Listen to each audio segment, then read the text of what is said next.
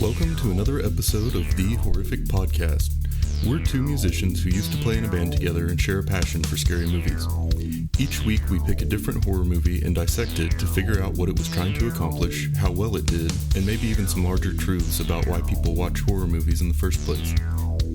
If you haven't seen the movie we're talking about, then don't worry. The first half of the episode will be pretty high level and spoiler free, and then we'll play a warning before we start talking about any major plot twists in the ending. Thanks for listening, and we hope you enjoy the episode. So you know how you realized when we were watching The Conjuring 2 that you hadn't actually seen it? Yeah. I had the same experience watching The Purge. Oh, really? Yeah. I think I've seen the second one and maybe the third one, but I don't think I'd ever seen the first one all the way through. Yeah, see, I don't think I've seen the second or third, but I've seen this one for sure. Okay. So yeah, I mean, like, obviously I'm very familiar with the series, and there are a lot of sequels, and it's very popular.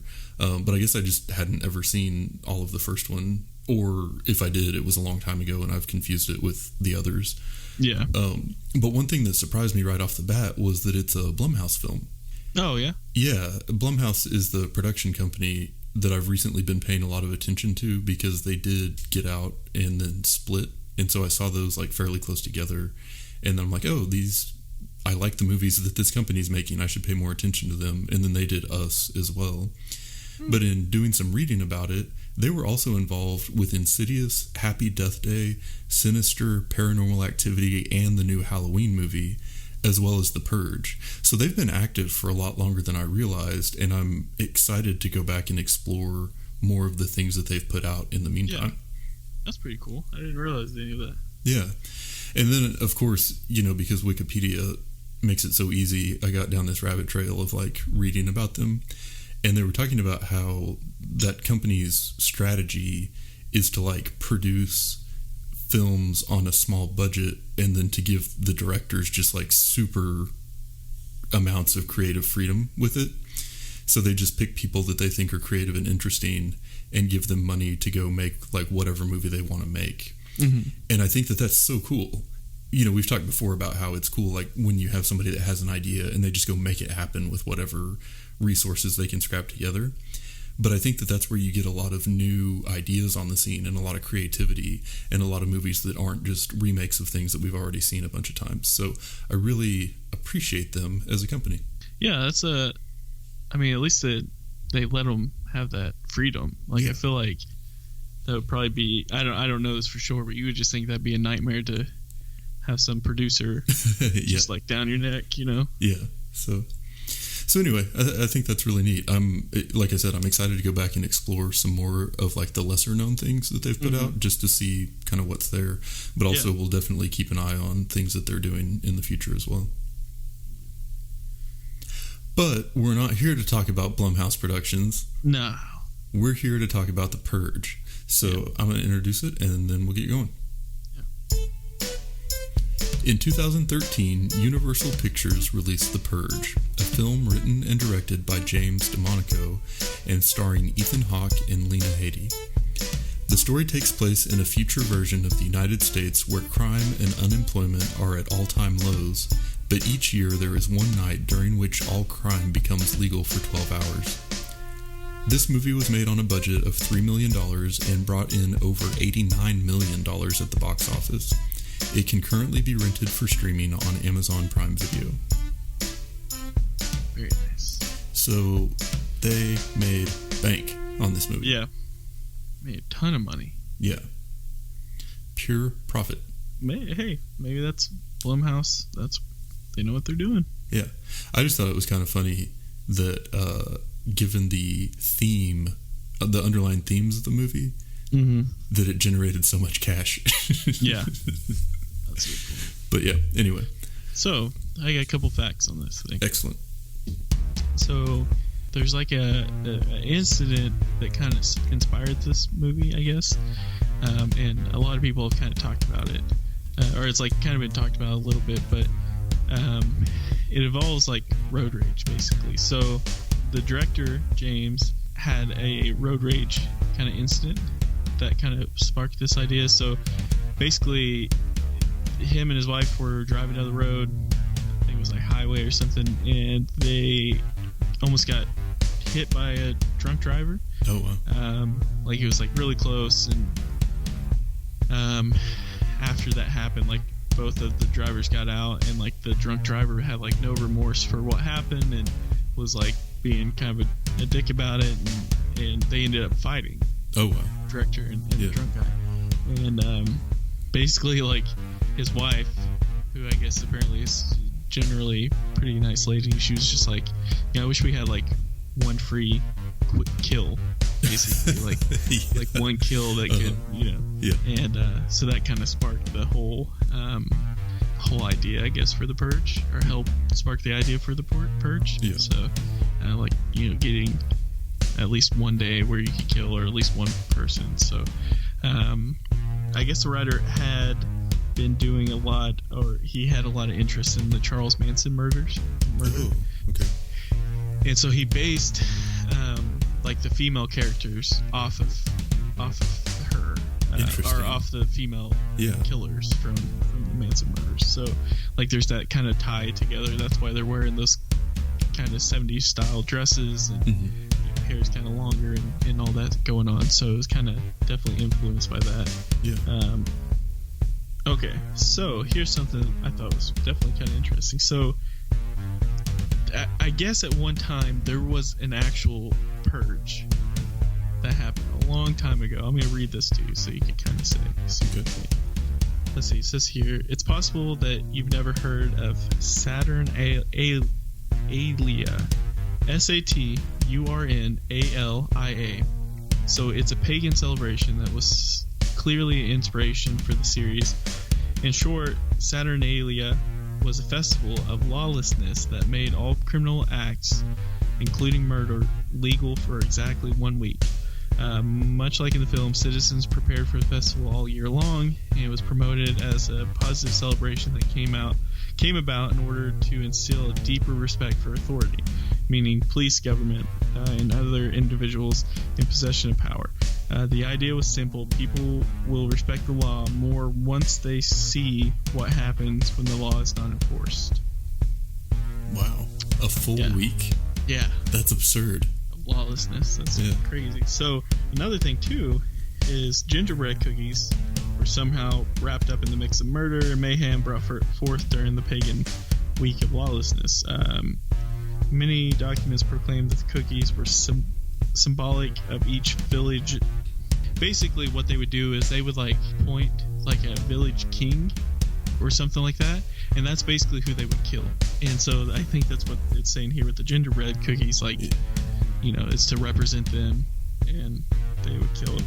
It would be a symbol of the mock king, which was ate after being baked, which adds troubling cannibalistic undertone to the ritual that was not explored in the film. So, much like a lot of other horror movies, there was a killing spree that was kind of blamed on this movie. I guess May 2016.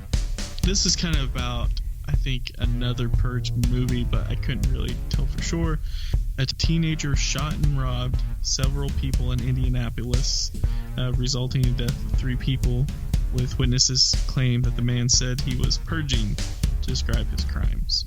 Yeah, I feel like I remember hearing something about that, because the Purge election year came out in 2016, and I feel like I remember something about connecting some crime to it. Yeah. But yeah, that's probably what it was. Let's see. So purging. I guess the police also reported recovering text messages on the assailant's phone stating as much. The film series, or stating that it was a purge, that the film took some blame for that, I guess. Let's see. Ultimately, the story fell to the wayside rather quickly, and it didn't affect the release or the box office. Oh yeah, the Purge election year. Kind of about the same thing, kind of not. Oh, one last thing. This inspired, so the Purge inspired kind of like let's see, is it like a play? And basically it's how the characters of Seinfeld would react during the Purge. And it's like improv comedians. It's improv comedians of the LA Upright Citizens Brigade Theater. So their show, Seinfeld the Purge, is presented as in the exact same manner as the episode of a sitcom, complete with sequences of Seinfeldian-inspired stand-up comedy to fill the gaps between scenes. The plot revolves around Jerry planning to spin the Purge with his new date, while George plots to kill Joe Temple, which I guess he was a character that marking him as a Purge race. Anyway, there's a whole event about it. I guess it's pretty fun. And then last thing. Here are the official rules of the Purge. I figured I'd tell that before we start. Right. The official rules of the Purge are that all crime is legal from 7 p.m. to 7 a.m., during which all emergency services, police, EMT, etc., are suspended. The only exception is that the government officials of rank 10 or higher cannot be harmed, and you can only use weapons below Class 4, which rules out WMD. So no nukes on Purge night. Basically, yeah.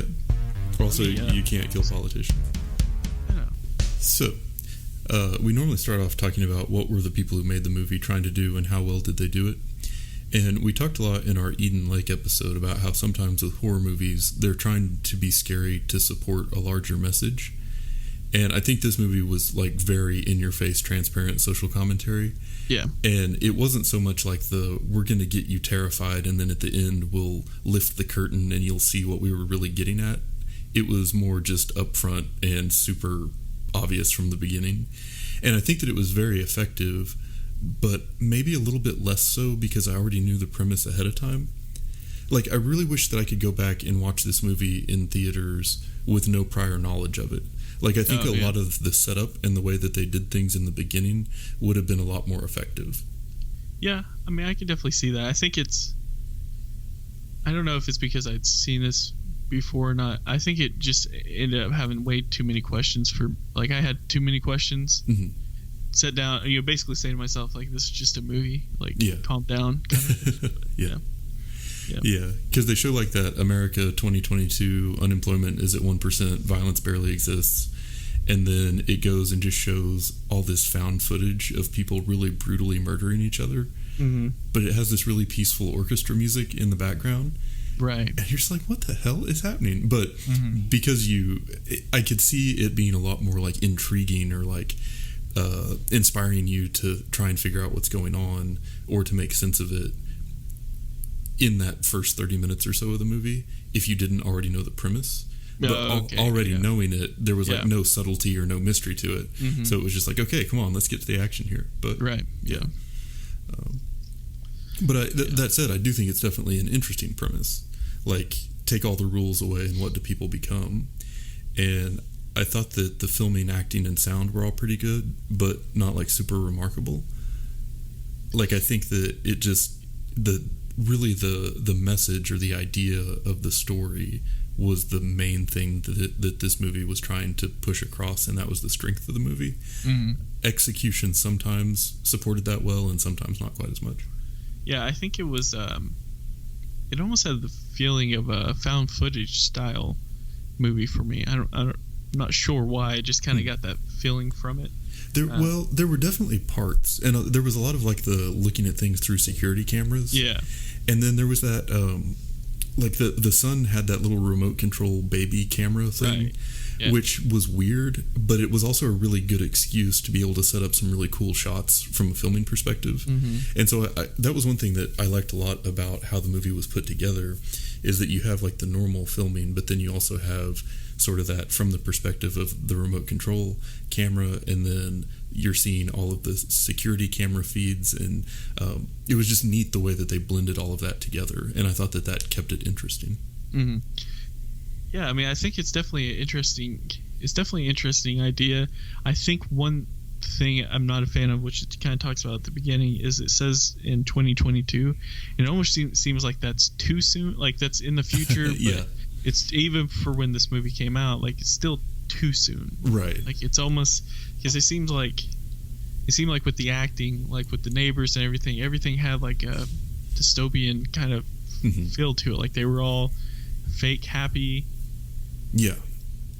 Almost afraid to say anything wrong because they didn't want something to happen. Yeah. I don't know, but it was just like, that's okay. Well, that's only a couple years away from now. Right. So. Yeah. Well, it feels like there would have had to have been some pretty like massive changes to the very foundations of society for this to take place, and only a few years from now is not a lot of time for that to happen. But I guess this movie is sort of in contrast to some of the other ones that we've watched recently, was very linear as far as the storyline. You basically just kind of followed one family the whole time, and you didn't really have like jumping between storylines or anything. It was very survival focused, and like as far as how it was trying to be scary, I guess I feel like it created a similar environment as The Strangers, but it was set in like a much more elaborate or more built out like world and story. And so we've talked about like with The Conjuring that we like when it builds out a series or sorry, it builds out like a universe that can be expanded, and it's taking place in a world where there are lots of things going on that you could go out and explore. And I think that this one definitely did that, as evidenced by all the sequels that have come out since then. Yeah, I mean, I think if you just go down to like the roots of this podcast, it's like it's basically just a home invasion horror movie. Where they try to add some interesting effects to it. Yeah, a home invasion movie in a setting that has lots of other possibilities and questions that you're curious about. Yeah. Mm-hmm. So. Yeah. But then, as far as like on the topic of like how it's being scary or how it did that, how it pulled off the horror, one thing I wanted to ask you about, and I feel like we haven't come back to this in a long time, but you used to have a real strong aversion to any time somebody takes off their mask. Yeah. Like when the killer, like you don't want to see Leatherface's face. You know what I mean? Right. Like it's exactly. But in this one, pretty much immediately, there are people outside the house that are attacking, and we'll go into more detail of that after the spoiler warning. But the guy just like immediately takes off his mask and has it off for the whole movie. Do you think that was a good choice? No, I don't. I mean, it wasn't. I noticed that with this movie where it was just like, what was even the point of having the mask on besides a movie poster or cover? I don't know. Like, it was just like, why he could have just not had one on, right. It's and got away with it, but or just kept it on the whole time. But it's just like you don't have the mystery of not knowing who it is, and who the leader is for some reason. Why? I mean, I don't know. It was frustrating. What were your thoughts on that? So to me, that was a very prime example of what this movie is, and that's that it wants to tell a story and it's willing to sacrifice horror elements to make the story more effective. Yeah. So I feel like it would have been scarier if he had the mask, but I feel like the statement of I'm going to show you my face because there's no chance you survive to do anything about it is like powerful from that story perspective. But anyway, so that's a good point. I didn't think about that. But I do, a lot of things about how it was set up I liked, and then I liked kind of some of the twists in the story, even if they were maybe a little predictable a few times. But overall, I mean, just, how it was made, I thought was pretty good. But it's important to understand that the whole point of the movie was like the larger point and the larger social commentary that it was trying to make, not being a horror movie. Even with that, like, it was definitely like, I mean, it's definitely frightening because it's like putting yourself in their shoes and knowing that anyone that you could have pissed off at any time that year could be coming for you. I think that's the horror aspect of it. It's the unknown. Well, cool. I have lots more things to say, and I keep stopping myself because I'm going to say something that I shouldn't before the spoiler warning. So let's go ahead and play that and then get into more specifics. Warning. Spoilers. This is your warning. Warning. Spoilers. This is your warning. It does not all be enough. Warning. Spoilers. Okay, so what I was just about to stumble my way into was my hate for this movie, which was that I liked it more as an action movie or almost like a Black Mirror episode than I did as a horror movie. Like the premise was super original, but I feel like the horror wasn't. It was just kind of doing what a lot of other movies have already done as far as how it tried to be scary. And I think that if I was looking for that type of horror, I would probably just choose the strangers. Yeah, I mean, it's kind of like, and I think it's because you know that they have this security system. You know that they're saying that they have someone who will be able to get in for sure. Mm-hmm. But once they so with like the strangers, they can get into the house, and the people don't know that, the victims don't know that they can, and so you have that scary aspect. With this one, it's like, okay, well, they're at least safe until that happens, and then when that happens, basically it's the shootout. It's the action movie, So kind of like what you're saying, it's just the social aspect of like what if this were to really happen, kind of thing. Put people in that perspective. Which, I mean, just like for the record, if this happened ever, just go to Canada. You know what I mean? Just take vacation for a week. Yeah, just like get out of United States. I mean, for that day, it's 12 hours. Done. Yeah. But I think for me, like it's definitely not like so terrible that like I couldn't watch it. But it's just like there was just so many things that frustrated me about it that I had trouble with. So like if we're gonna go into love and hate, as far as my hate goes, were like the like little aspects of like, you're supposed to have like this amazing security company, and yet it could be pulled off with like a truck in chains. Yeah, and then also like you don't have a backup generator. Like you live in that nice of a house and you don't have a backup generator. I don't know. It's just like when you know that this is a thing that happens every year, right? And you're in an industry that is built on that. Yeah, and they were able to just like cut the power just like that. It was just like cut the power and it was off. And it was like, well, like you can have a generator. I mean, like we have one and we don't live in that nice of a house. I don't know. It's just like, yeah. Well, and I wondered how much of that was like meant to be well, this could never happen to us. Yeah. Almost like an arrogance. Like that's what the guy was kind of saying. He's like, you don't think it would happen to us. Like, we just want this homeless guy. Like, we'll leave you alone and all that. And so it was kind of turning the victims of the movie, the family, into, like you had the, like, is our life more important than a homeless guy's? Yeah.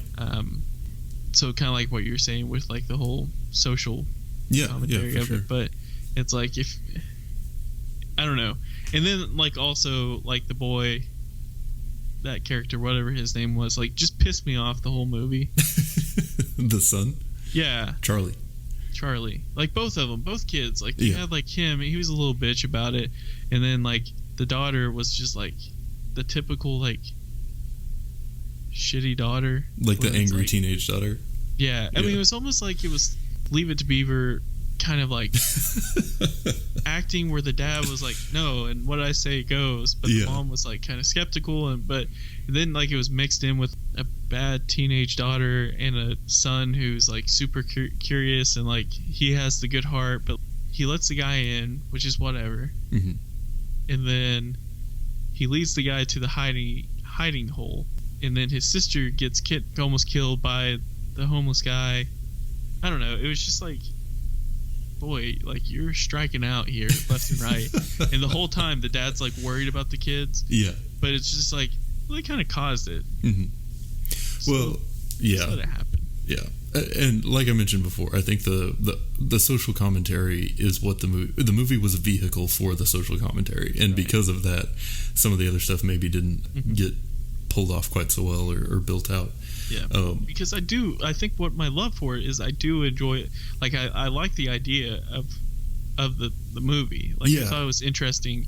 Definitely like there's holes in it, but it's like that's actually kind of a cool concept. Right. Well, yeah. So my love was the world that the movie created. And as much as I have issues with it, like from a pure horror perspective, I am interested now to go back and watch the next one. Like I'm curious to see. And there's also the first Purge that came out more recently, and I'm curious to see that too, like kind of how they fill in the backstory of it and everything.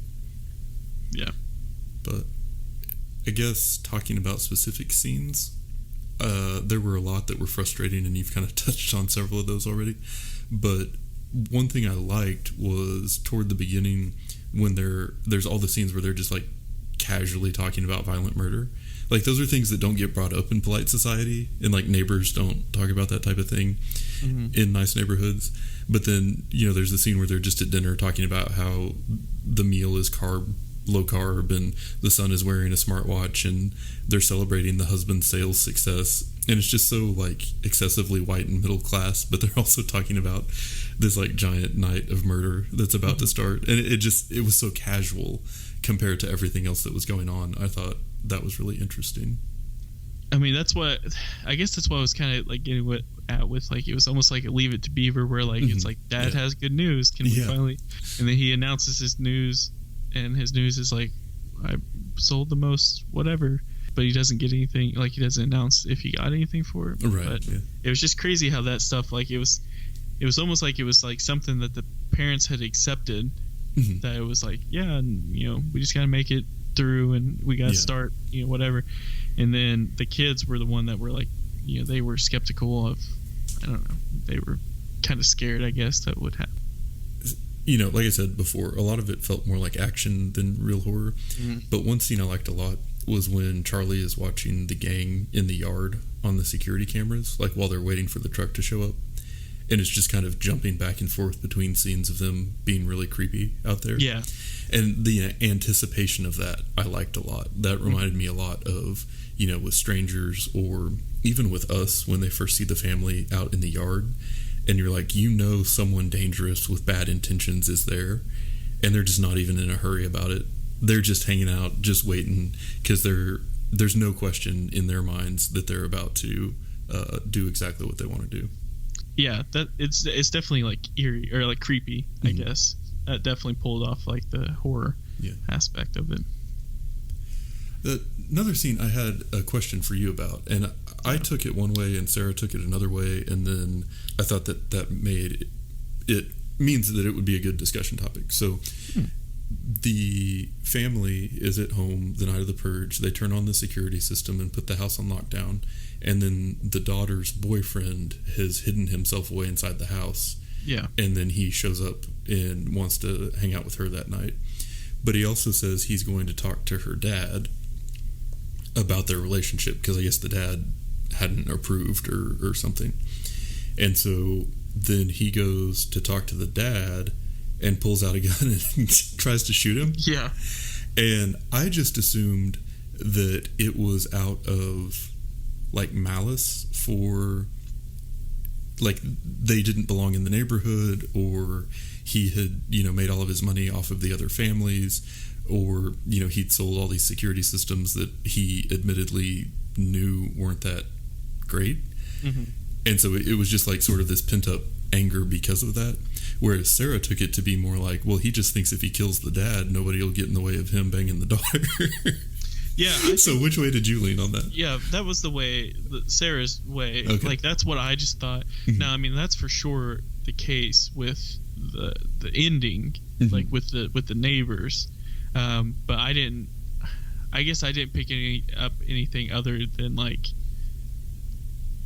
that's what it was for. Now maybe they had planted him. I don't know. That's a good point, because I just kind of felt like it was the dad was definitely not approving of it. The daughter was for sure like distraught about it. Yeah. And he was just like, I'm just gonna take care of this. But like, what type of psychopathic reasoning is like, oh, you're upset because your dad doesn't approve of us. Yeah. You'll be so much happier if he's just dead. Like, what? Right. I agree. Yeah.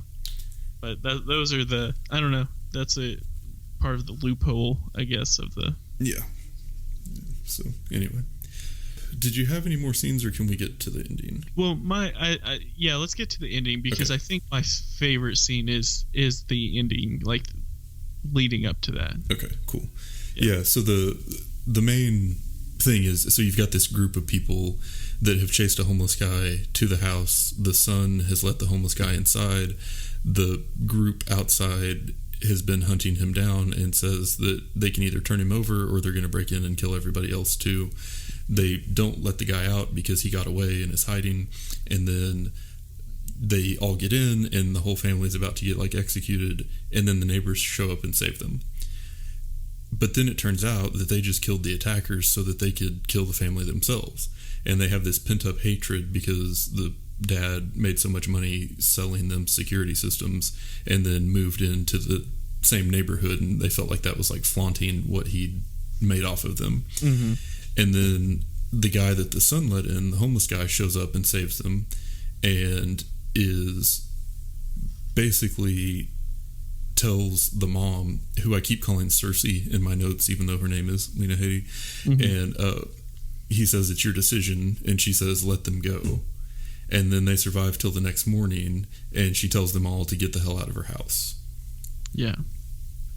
Yeah, I think so. I mean, that's definitely like putting yourself in her shoes. Mm-hmm. It's like that has to take a lot of like power. Yeah. To make that decision, like when law is, you were trying to kill me. Yeah. And I could get away with killing you right now, but I can't live with it on my conscience. But that's what I mean. I think my favorite scene was where after the homeless guy had saved them, they're sitting at the table, and the neighbor takes like one last stitch effort to get the gun away from her, mm-hmm. and she kind of like hits her a couple of times and slams her head into the table, and she's like, no more killing, just like really adamant about mm-hmm. it. Whereas like if someone else, with a quicker temper probably would have just ended it. You know? Well, and the thing that really stuck with me too afterwards was like, how do you go back to normal life after that? Right. Like, how do you drive down the street and look at those neighbors and like say hello? It would totally change everything about your perception of everyone around you. That's what Katie was saying too. She's like, it just doesn't, you wouldn't be able to look at those people the same way. Oh yeah. And then supposedly you're not supposed to be mad, where like you don't want to kill them mm-hmm. anyway. It's just well, it's like now you've seen their true nature and they've seen yours, and they know that you're a better person than them. Like that's just so weird. Yeah. And I don't know. I will say this, like I thought that aside from seeing his face, that the bad guy, the actor that played him, I thought he played it pretty well. Like he played it mm-hmm. where it was like you definitely hated him, and I think I don't know if that's easy or not when you're acting, mm-hmm. but it was just like he played that I'm not a psychopath, we're just better than this, and we need to cleanse our soul, and all that. So I thought, like, out of all the actors, like I thought that was the best one for me. Yeah, I'm with you on that. I think he did a great job for playing that role, and created a very hateable character, but also a very convincing one. So yeah. But yeah, and I guess so. After having seen the end and taking some time to think back on it, I think there was a lot of obviously political commentary in this, and so early on, there's like that radio broadcast where one of the guys is talking about how the poor are unfairly targeted. Mm-hmm. And you get the idea that there's no unemployment and low crime because people who can't defend themselves get killed off. So like the poor and the elderly and sick are just sort of not around very long. And the way that politically it's being advertised, and the way that the people are talking about how the Purge and they called them like the new founding fathers, or the whatever political party was in power that was setting all this up, was like this good thing and had done these great things for society. And if you just looked at the numbers and statistics, it looked like that. Mm-hmm. But then if you really think about it, it's like super unfair, and people that are in a bad position for any number of reasons are just getting like executed. Yeah. And so you don't, I think that it definitely has some political connotations from the idea of, a lot of times we end up passing laws that unfairly target some people, or we have systems in place that unfairly disadvantage some people. But if it makes the numbers look better for the politicians, then we consider that a good thing, and maybe taking a step back to be more compassionate, or to look at how, just some of those numbers aren't the only thing that matters in life, and having a more complete view of things is more important. But it was interesting, and especially now, with as contentious as politics seem to mm-hmm. be, it's really, I don't know, I can kind of take it from a couple of different perspectives, but one is like just take a step back and be a little more compassionate, and all of the division and politics and stuff could lead us to some place that's this crazy. But then on the other hand, it's I'm sure the makers of the movie have feelings about which political party's more guilty of that and everything else too. So yeah, I think it's definitely. I mean, this is it. It's definitely something I know that would never, not in our lifetime, ever pass. Like something like this. Yeah. But just thinking, like if it were, it'd be crazy. But it makes a good point of like, in this, it's being a pretty broad, or it's being a, it's a story that it's pretty open about what's going on, as in like you can go kill the less fortunate and it's fine, but like you're kind of saying, it's decisions that they're making that are basically kind of doing that without being as obvious of like, we're gonna have a day where you can murder anyone, it's like an extreme exaggeration to make the point. And and then I think there's also a lot of just sort of commentary on human nature as well, and like we were talking about with the neighbors all decided they were going to turn on them basically out of jealousy, but then you had one person who was able to sort of rise above that, and how embarrassing that had to have been for the others. So who knew that this movie would bring up so much political conversation? I tell you. Well, and I did get that feeling too watching this movie, is that it was the type of movie that would spur a lot of discussion. And I think that's probably, one reason why. One thing that was cool about it is that it's using horror elements in a setting that gives you a lot to think and talk about. Yeah. So who are you voting for? Jesus. And that's it for today's episode. If you've listened this far, then thank you, and we hope you've enjoyed it. We're always looking for new ideas, so if you have any questions, comments, or movie suggestions, please send us an email at thehorrificpod@gmail.com, or feel free to comment on or message our Facebook page. Just search for The Horrific Podcast. Thanks for listening.